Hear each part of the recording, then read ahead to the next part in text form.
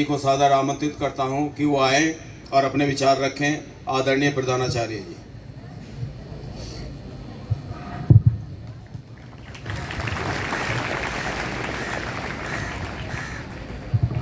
सम्मानित साथियों और प्यारे बच्चों,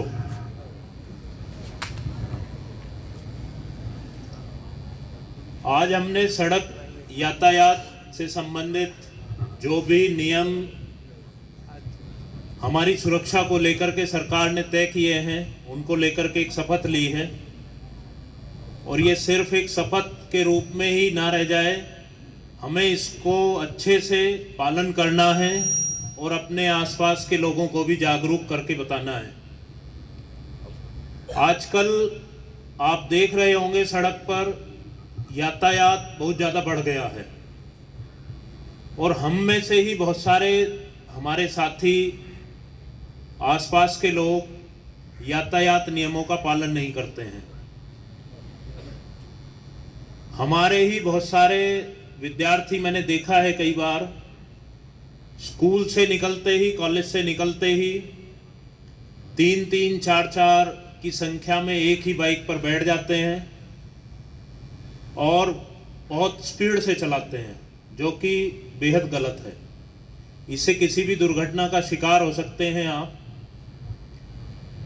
आपके परिवार वाले आपको ये कहकर नहीं भेजते कि आप दोपहिया वाहन बहुत स्पीड से चलाएं या 4-4 या 5-5 की संख्या में एक वाहन पर बैठें। वो सुबह आपको पढ़ने के लिए घर से भेजते हैं और चाहते हैं कि आप सुरक्षित घर तक पहुंच जाएं। हम सबकी भी यही जिम्मेदारी है कि आपको समय समय पर यातायात के नियमों के प्रति जागरूक करते रहें। और ये आपकी जिम्मेदारी और बड़ी है। आप सुरक्षित हैं, आपका परिवार सुरक्षित है। आपको कुछ भी होता है तो परिवार को समस्या होती है। अतः दैनिक जागरण समाचार पत्र की ओर से जो एक मुहिम चलाई गई है पूरे प्रदेश में कि सड़क सुरक्षा के प्रति गंभीरता पूर्वक जो नियम बनाए गए हैं उनका पालन हो, हेलमेट का प्रयोग हो, सीट बेल्ट का प्रयोग हो, इन सबको आपको ध्यान में रखना है। अब मैं यहाँ पर उपस्थित इसी विद्यालय के एक पूर्व छात्र, मेरे बड़े भाई समान श्री आकाश सारस्वत जी, जो वर्तमान में उत्तराखंड राज्य में उप शिक्षा निदेशक के पद को सुशोभित कर रहे हैं, इसी विद्यालय के छात्र रहे हैं। आपकी तरह, मेरी तरह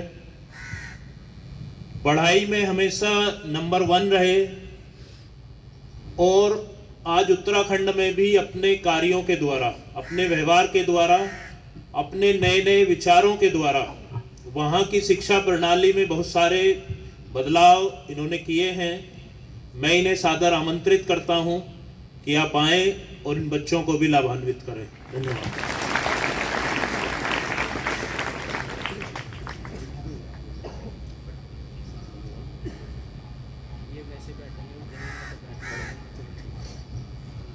धन्यवाद, बहुत बहुत धन्यवाद यहाँ के सम्मानित प्रधानाचार्य भाई राजीव जी, यहाँ पर उपस्थित समस्त विद्वान शिक्षकगण, विदुषी शिक्षिकाएं,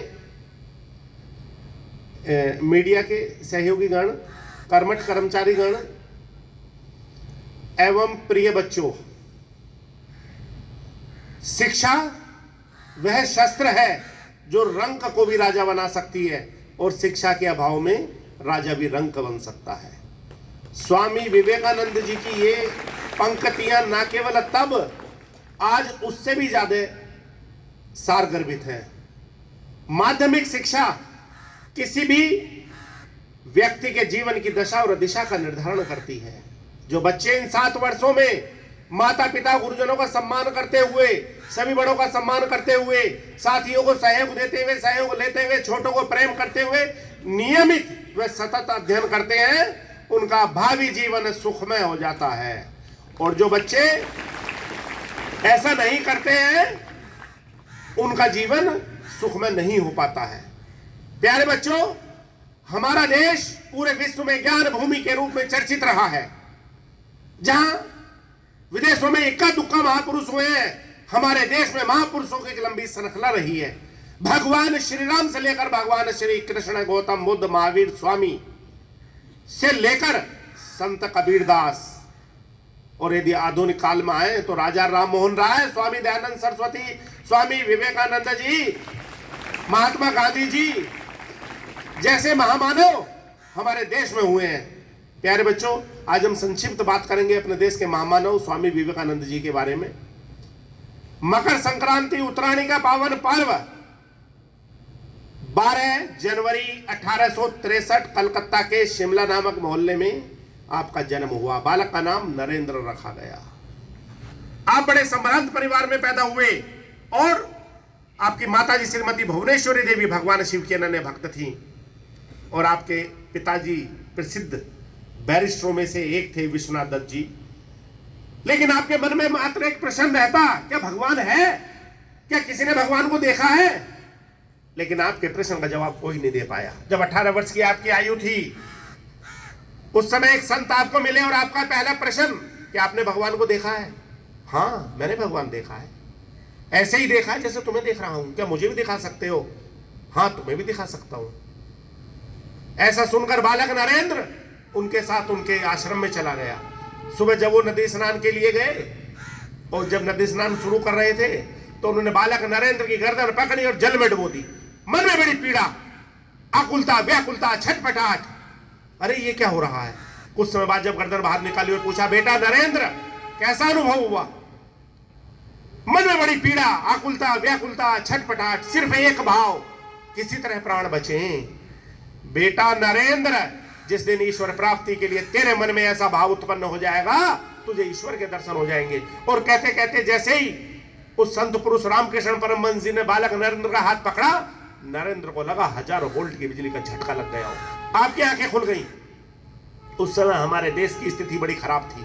हमारी भारत माता गुलामी की बेड़ियों में जकड़ी हुई थी और ऊपर से अंग्रेजों ने कुप्रचार कर रखा था, भारत मदारियों का देश है, सपेरों का देश है, यहाँ पिछड़े लोग रहते हैं, असभ्य लोग रहते हैं, हम उनके कल्याण के लिए भारत में हैं। उसके बाद जब दिव्य ज्ञान प्राप्त हुआ नरेंद्र को तो उन्होंने वेदों, उपनिषदों सबका अध्ययन किया और बड़े हैरान हुए। अरे हमारा धर्म श्रेष्ठ, हमारी जाति श्रेष्ठ, और फिर भी हम बददलित, ऐसा क्यों? आपने पूरे देश का भ्रमण किया और भ्रमण करते करते जब आप खेतड़ी पहुंचे, महाराजा अजीत सिंह ने आपका भव्य स्वागत किया और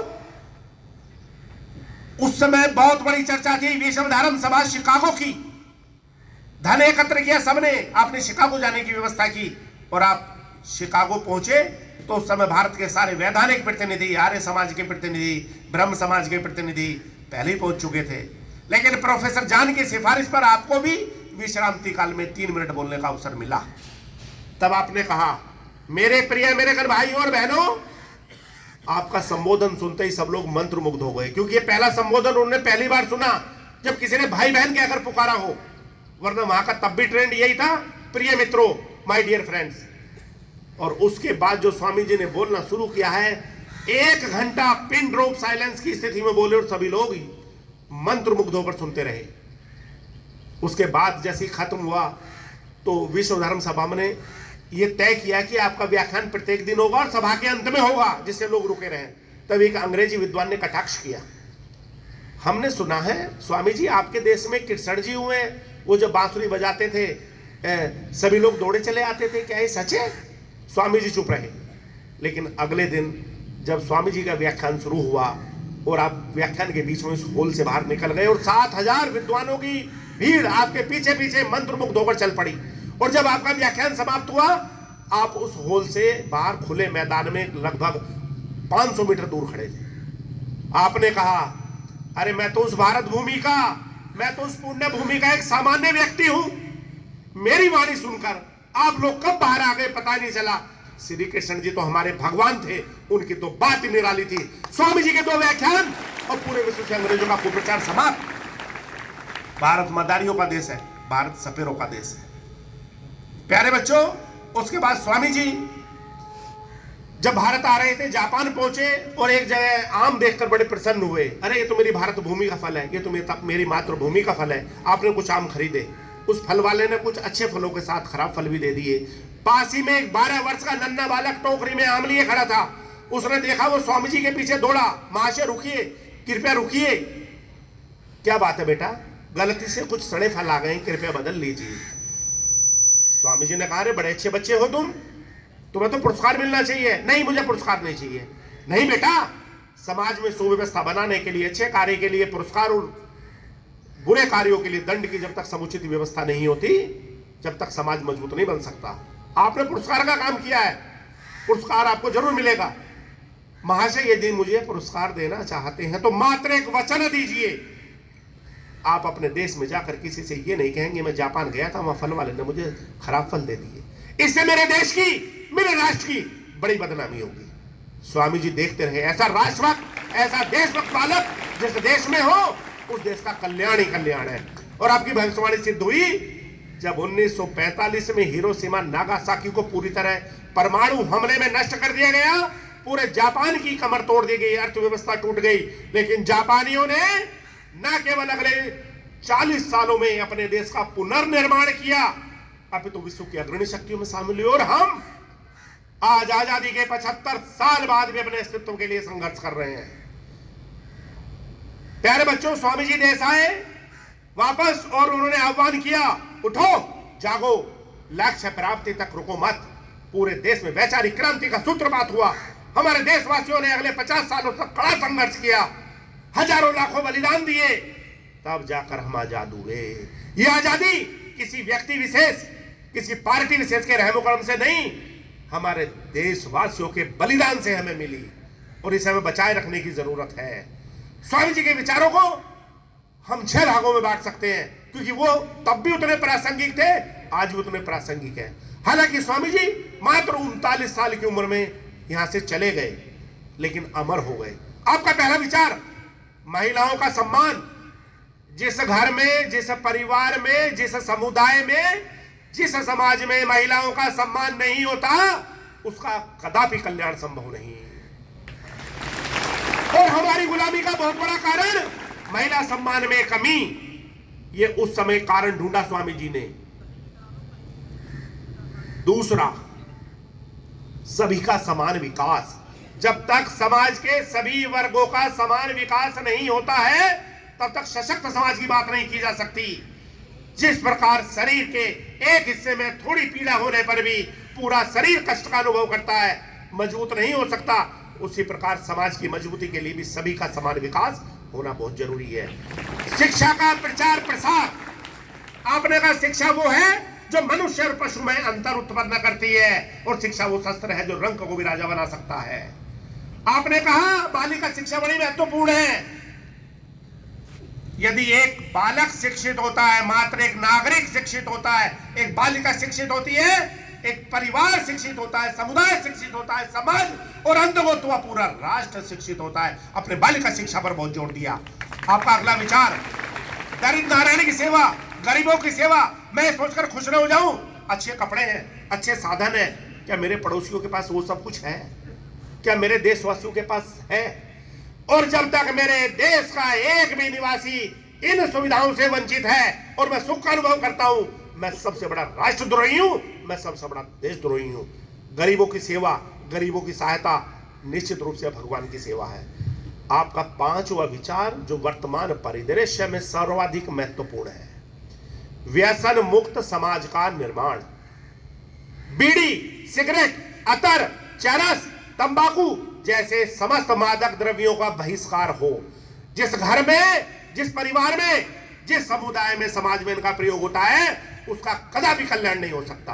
अरे शराब तो जहर से भी ज्यादा खतरनाक है। जहर तो मात्र व्यक्ति के शरीर का नाश करता है, शराब तो उसकी आत्मा तक को मार डालती है, उसकी बुद्धि भ्रष्ट कर देती है, उसको पशुओं से भी गया गुजरा बना देती है। और शराबी किसी का कोई संबंध नहीं होता, शराबी किसी का बाप नहीं होता, बेटा नहीं होता, भाई नहीं होता, पति नहीं होता। शराबी सिर्फ शराबी होता है। और जिस घर में शराब और शराबी है, उसका कभी कल्याण नहीं हो सकता। और जिस समाज में उनका प्रयोग होता है, उस राष्ट्र का कभी कल्याण नहीं हो सकता। अतः व्यसन मुक्त समाज का निर्माण बहुत ज्यादा जरूरी है। और आपका छठा विचार, युवा शक्ति का सकारात्मक प्रयोग, जो देश, जो राष्ट्र युवा शक्ति का सकारात्मक प्रयोग करता है, आगे जाता है।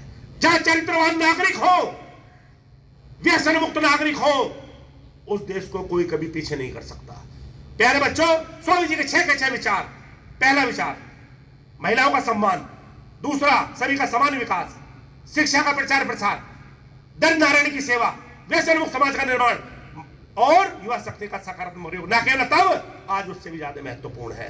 आज हमें शपथ लेने की जरूरत है सड़क यातायात के साथ साथ कि हम स्वामी जी के विचारों का न केवल अनुपालन करेंगे अपितु प्रचार प्रसार करेंगे, जिससे एक सशक्त राष्ट्र का निर्माण हो सके। एक बार स्वामी जी व्याख्यान दे रहे थे मां के महत्व के ऊपर। 8 दिन लगातार बोलते हुए हो गए, उनका एक अनुयायी परेशान हो गया। क्या स्वामी जी, मैं व्यापार छोड़ के आता हूं, अब 8 दिन से मां के बारे में बता रहे हो, ऐसा मां के अंदर है क्या? स्वामी जी बोले, आप नाराज मत हो बंधु, ये पत्थर लो और पेट से बांध लो। 24 घंटे बाद मुझे आकर मिलना। वो व्यक्ति अपनी दुकान पर पहुंचा, परेशान हो गया। अरे मैं बाथरूम कैसे जाऊंगा, खाऊंगा कैसे, सोऊंगा कैसे? वैचारिक द्वंद्व मचा। आधा घंटे में मानसिक परेशान होकर दौड़ का आया। स्वामी जी नाम आपने किस धर्म संकट में डाल दिया? क्या बात हुई बंधु? मैं तो बड़ा परेशान हो गया हूं, खाऊंगा कैसे, सोऊंगा कैसे? आप मुझे कृपया पत्थर हटाने की आज्ञा दीजिए। बंधु, वो मां होती है, 9 महीने तक बच्चे को पेट में रखती है, पूरे परिवार को खिलाती है, पिलाती है, सबका ध्यान रखती है, उफ नहीं करती। अरे तुम 8 दिन कह रहे हो?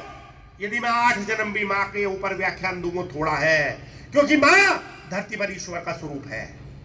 जिसने भगवान को देखना है, अपनी मां को देख लो। प्यारे बच्चों, आज इस महत्वपूर्ण अवसर पर सभी का आभार प्रकट करते हुए, विद्यालय परिवार का, यहाँ के सम्मानित प्रधानाचार्य जी का, मीडिया के सहयोगियों का, सभी का आभार प्रकट करते हुए, और अंत में बच्चों के लिए एक जयशंकर प्रसाद जी का ध्येय वाक्य छोड़ते हुए मैं अपनी वाणी को विराम दूंगा। अमर्त्य वीर पुत्र हो, दृढ़ प्रतिज्ञा सोच लो, प्रशस्त पुण्य पंथ है, बढ़े चलो, बढ़े चलो। धन्यवाद। जय हिंद, जय भारत।